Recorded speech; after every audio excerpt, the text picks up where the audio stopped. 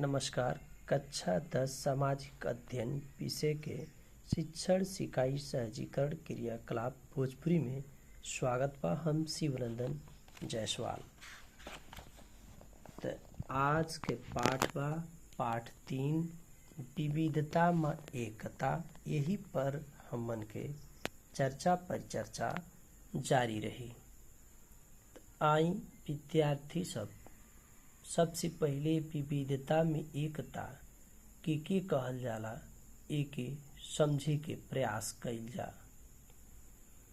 तो विविधता के मतलब होला वेराइटी, डाइवर्सिटी।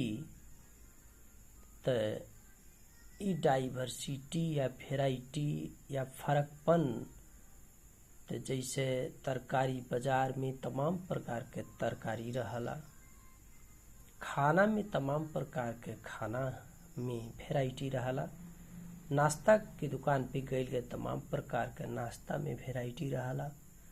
वही तरह से समाज में जौन मनई रहत बाटे उनहु लोगन में तमाम वेराइटी रहला।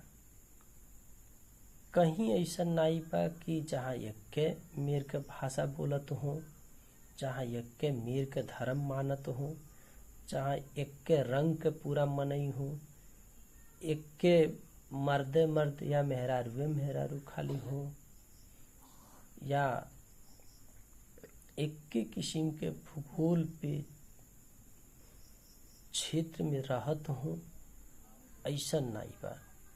बल्कि हमन के समाज में अगर देखल जा, पूरे नेपाली समाज में पूर्व मेची से महाकाली तक, दक्षिण तराई मधेश से लेके हिमालय तक, तो यहाँ बड़ा बेजोड़ विविधता यानी वेराइटी बा। यहाँ के नेपाली नागरिकन में बड़ा वेराइटी बा।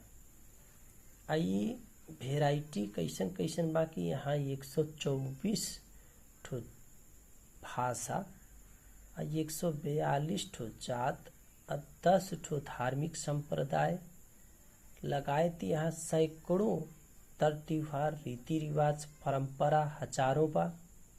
यहाँ एक से एक प्रकार के खान पीन बा, परिधान बा, वेशभूषा बा, संस्कार बा, जन्म से लेके मृत्यु तक के तमाम प्रकार से यहाँ वेराइटी बा, विविधता बा। ई विविधता के साफ स्पष्टीकरण नेपाल के जो राष्ट्रीय गान बा, सयों थुंगा फूल का हामी एउटै माला नेपाली, सार्वभौम भई फैलिएका मेची महाकाली। तो यही से साफ हो जात बा कि यहाँ विविधता बा। सैकड़ों फूल के रूप में सैकड़ों जाति या भाषा जौन बा वो एक ठो माला में ओके गुहल गइल बा, और माला एकता के प्रतीक है। यानी विविधता भइले के बावजूद भी